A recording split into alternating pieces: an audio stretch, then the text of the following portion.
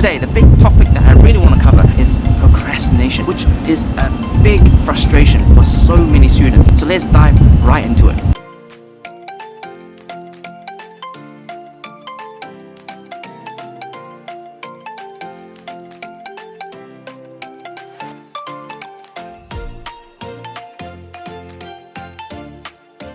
Just like over the next couple of days, I'll be spending 5 to 10 minutes with you each day, and then I'll be heading back with my family to have some quality family time, adding value to your lives, hopefully with some things that I've found helpful along the way, and also the things that my students that I've coached over 90 countries now that have also found helpful. Let's quickly pop back inside before my head gets blown off. So you might be one of the two of the following procrastinators. So number one, what I call the 0030 procrastinator, which is where you're a person that looks at the clock. Hey, it's 6:18 now, I'm going to start my work at 6:30, and then next time you notice you're scrolling on your phone, it's already 6:35, then you tell yourself, oh, I'm gonna start at 7 o'clock. Are you that 0030 procrastinator? The next ones are the ones that I call the perfectionist procrastinators, which are the ones that tend to need everything in order. They have to have all the plans set up before they are going to do any meaningful work. Are any of these one of you? Please leave in the comments below. Next, I want to explore a little bit about why we actually procrastinate. So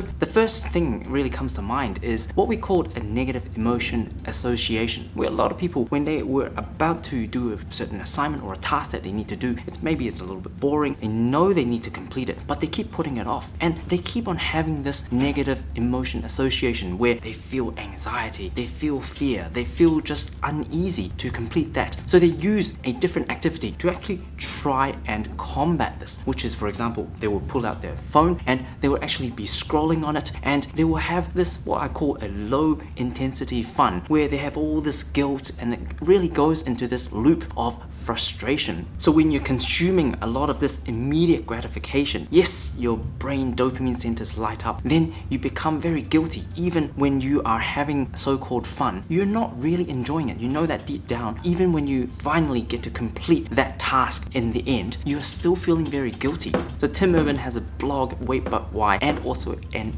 excellent TED Talk, which I would recommend you to check out as well, talking exactly about this point. So the second reason why people procrastinate is what I call the second part, which is motivation versus habit. So a lot of people actually sit there and wait for their motivation to kick in before they go to work. For example, they would come back home from studying or from work, and then they will wait and go, hey, I'm just not that motivated today, so might as well just call it a day. And they can't bring themselves to go and do the work. But if we actually establish a good habit or a good discipline, it becomes a different thing. Because as James Clear says in his book Atomic Habits, we really fall to the level of the systems and not really what we are dreaming of doing and what we require motivation to do a lot of times, because that's not reliable. So for example, when I've set myself a challenge to be in a better shape, so I took up this challenge doing something that's physically countable each day that I'm able to track. And for example, I was doing push-ups every single day for 100 days. That's maybe the goal that I want to achieve. And I can tell you, for the past 60 days that I've done in consecutive, I think about 50 or 55 of these 60 days, I really don't have that motivation to do it. But because I'm tracking it on my phone and I don't want to break that chain and I want to be in that better shape, often that discipline helps. And I believe that this is very similar to procrastination, which leads on to my next key, which is talking about the 4 keys of beating procrastination. So let's get right to it.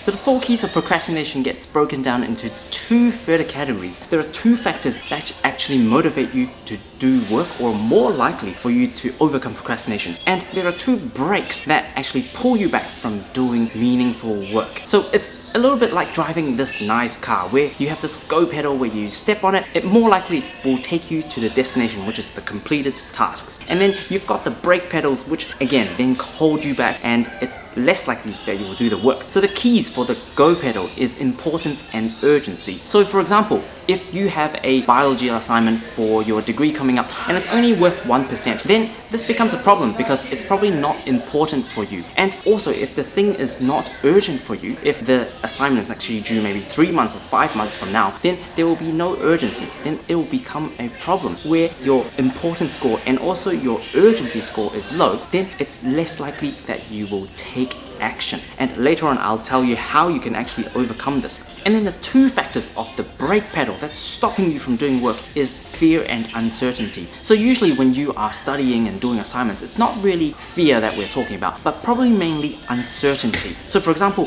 when you have a 5,000 word essay that you need to do, you just don't know where to begin. So that uncertainty becomes something that your brain just gets tripped over and doesn't know where to start. And again, it pushes you to draw you back from your ability to actually get started to complete that work. So then, how do you actually overcome this? I want to talk about the 2 practical tips in the short term that can increase your likelihood of actually getting this done. The first key I want to talk about is the 2-minute rule. The 2-minute rule meaning you're going to try to trick yourself to just do 2 minutes of that task. So for example, when you are wanting to complete this biology assignment, just tell yourself, hey, I'm not going to spend 10 hours or 20 hours on this particular task. I'm only just going to do 2 minutes. And a lot of times it actually does work, and I've tried it many times, is that whenever you tell yourself, hey, I'm just going to do 2 minutes or show up to do 2 minutes of that work, often you end up doing much more than that. And you actually give yourself a chance to get into that flow state, to get work done. Next is what I call a very powerful $100 challenge, or 10% of your savings challenge. This is where you take a meaningful chunk of your savings where you're about to spend this on a favorite gadget, experience, or a dining experience, or whatever you need to spend that to. It's an opportunity cost. You then give this amount to someone that will keep you accountable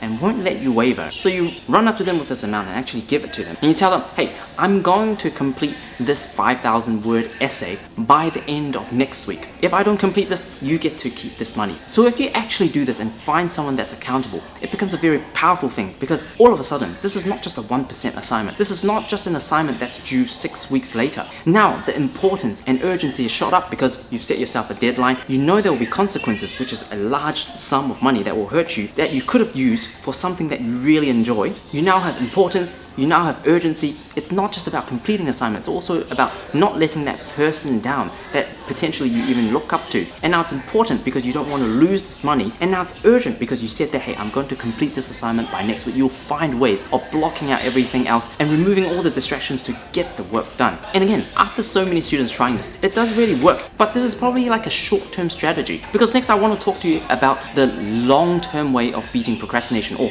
beating procrastination once and for all. The more I look into procrastination and help other people overcome procrastination, the more I realize it's probably more like a bad habit rather than something that's wired into your brain that you just can't stop it, but because you're running this subconscious habit loop so efficiently that you're just not aware of it. The moment that you get slightly anxious or slightly don't know what to do or pick up a task that's boring, you immediately pick up your phone and you start scrolling, and then half an hour goes by. So you're actually naturally letting your subconscious brain or subconscious habits running your life. So in order to truly overcome procrastination, I believe you need to break this habit of procrastination, which is then broken down into 2 key areas. 1 is increasing the friction of your distractions, and number 2 is reducing the friction of your work. So when I say increasing friction of distraction, meaning make it much harder for you to access everything or do everything else apart from that task you're focusing on. For example, a lot of people will be guilty about their phone, and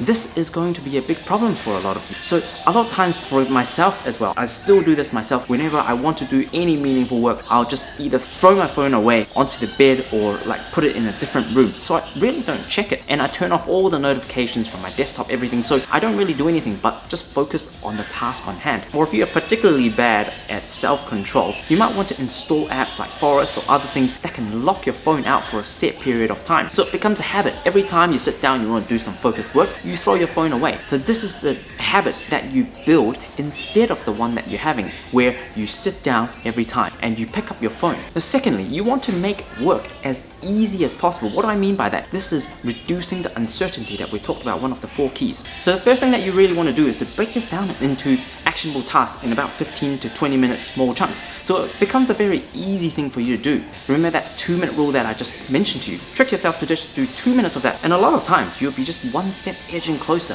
Step 1, step 2, step 3, and you probably only have about 10 to 20 steps to completing this essay. Maybe the first step that you do is to look at the marking syllabus. What does the assignment actually comprise of? And then the second bit you want to do maybe is to look at, okay, how many words do I need to allocate to each section? The introduction and the research methods, and then the evaluation and the conclusion. How many words of these do I need for each of them? So it's also a little bit like taking up any habit as well. For example, if you want to go for a 5-kilometer run, you don't just motivate yourself to do it. It doesn't really work. You need to pick up these small incremental habits for it to work. For example, if you want to do that, I'm not a runner myself. So if you tell me, hey, running 5 kilometers is very good for you, just go and do it. I'm not going to do it. It's not going to be part of my habit. I might be able to do it for 2 days or 3 days, but then it's not sustainable. What I need to do is to get to the habit of these incremental increases. So for example, when I want to start, I don't want to be like, hey, I'm going to run 5 kilometers today. It's too much. I want to be like, okay, I want to switch into my sports clothes. And then number 2, I want to just put on my trainers and just get out of the door. And potentially I might do more that day. But that is really the first starting point that you want to do. Then when that becomes a habit, then you tell yourself, okay,